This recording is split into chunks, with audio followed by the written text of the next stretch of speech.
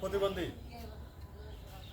এই বয়স্ক বিধবা এবং প্রতিবন্ধী ভাতা, এই যে আজকে আপনারা পাচ্ছেন, এই শুরুটা কার মাধ্যমে হয়েছে সেটা যদি আমরা বলতে যাই, আমরা বলতে হয় 1996 সালে যখন আওয়ামী লীগ সরকার ক্ষমতায় আসে, তখন আমাদের জননেত্রী শেখ হাসিনা বয়স্কের কথা চিন্তা করে উনি এই ভাতা, বয়স্কদের জন্য ভাতা চালু করেন এবং পরবর্তীতে পর্যায়ক্রমে প্রতিবন্ধী ভাতাও তিনি চালু করেন, তারপরে বিধবা ভাতাও তিনি চালু করেন এবং এই সকল ভাতাগুলা তিনি চালু করার পরে পরবর্তীতে উনার ধারাবাহিকতায় অন্যান্য সরকারও সেটা চালু রেখেছে, কিন্তু সূচনা করেছে আমাদের জননেত্রী শেখ হাসিনা এবং ইতিমধ্যে ইনি আরও নানান সেবামূলক যেসব কার্যক্রম আছে সেগুলা হাতে নিয়েছেন তিনি।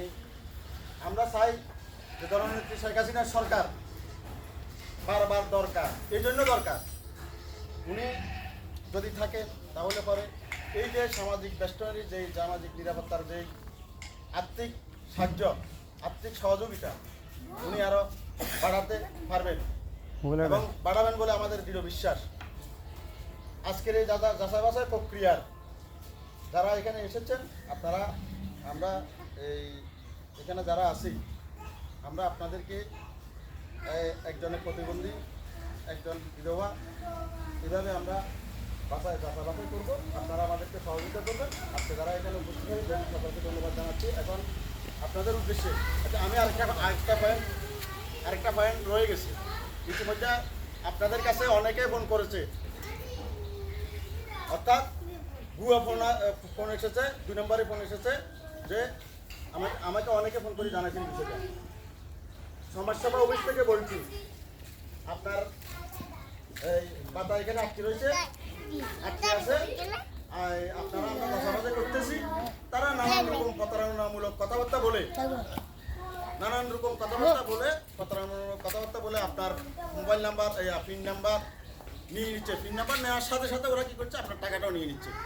এই জাতীয় আমার সৈদালিত ঘটনা ঘটেছে এবং কি প্রত্যেকটা ইউনিয়নে সারা বাংলাদেশের প্রতারক চক্র এই কাজটা করে জনগণের টাকা হাতিয়ে নিচ্ছে, সরকারের দেশ দিয়ে টাকা, যে গরিব মানুষ, প্রতিবন্ধী মানুষ, তার টাকাটা তারা এই প্রতারক চক্র হাতিয়ে নিচ্ছে। আপনারা স্থানীয় মেম্বার আছে, সমাজসেবা অফিসের লোকজন আছে, বাড়িতে গণ্যমান্য ব্যক্তি আছে, সচেতন ব্যক্তি যারা আছে তাদের সাথে আপনারা যাচাই বাছাই করবেন। অযথা কোনো পিন নাম্বার দিবেন না, কোনো পিন নাম্বার আপনারা কাউকে দিবেন না। গোপন পিন নাম্বার এটা আপনার জন্য, আপনার সঙ্গে কিনা এটা আমিও জানি না, আমারও জানার দরকার নেই, এটা আপনার কাছে থাকতে থাকবে। এটা কেউ চাইলে আপনারা দিবেন না এবং কেউ যদি ফোন করে সাথে সাথে আপনারা 999 ফোন করে নাম্বারটা দিয়ে দিবেন। 999 ফোন করে নাম্বারটা দিয়ে দিবেন যে এই নাম্বার থেকে টাকা চাইতেছে, এটা কারা আপনারা দেখেন, অথবা সমাজসেবা অফিস, অথবা আপনারা জিডি করতে পারেন। আইনগত ব্যবস্থা নেওয়ার ক্ষমতা আপনাদের আছে। সঠিকভাবে যদি আপনাদের কাছে যাচাই বাছাইয়ের বিষয়টা আসে তাহলে আপনারা সেখানে যাবতীয় তথ্য দিয়ে দিবেন। এর বাইরে যেমন আজকে আমরা তথ্য নিচ্ছি, এর বাইরে আমাদের আর কোনো তথ্য দরকার না। সমাজসেবা কর্মকর্তা এর বাইরে কেউ তথ্য দিবে না। তাহলে আপনারা কেউ ফোন করলে, আপনারা সমাজসেবা অফিস ফোন করলে এবং আরও কারো পরিচয় দিয়ে ফোন করলে আপনারা ওইটা বলার দরকার নাই। যেহেতু স্থানীয় মেম্বার আছে, এই সমাজসেবা কর্মকর্তা আছে, তারা ছাড়া এটা এখানে আর কেউ আপনাদের সাথে ফোনে কথা বলে টাকা পয়সা, পিন নাম্বার এটা নিয়ে কথাবার্তা বলবে না। এখন আমাদের কার্যক্রম যাচাই বাছাইয়ের কাজ আমরা শুরু করতেছেন আমাদের সমাজসেবা কর্মকর্তা তাহরা হবে।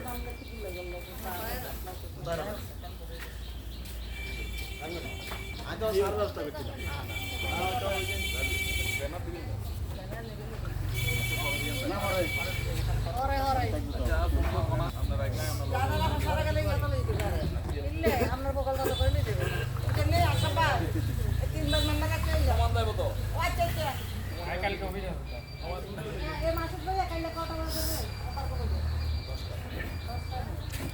আর করবেন না ভিডিও করছি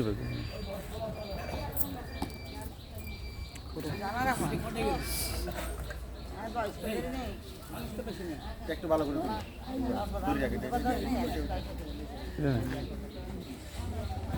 ভালো হয়ে যাবে।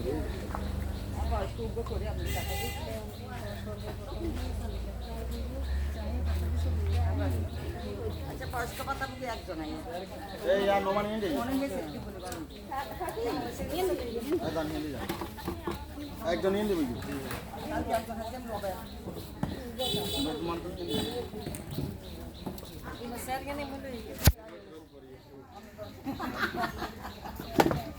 এটাকে জায়গা ভালো ভালো তোমার আমার গরম লাগে কালকে বুঝে নে নম্বর মেরে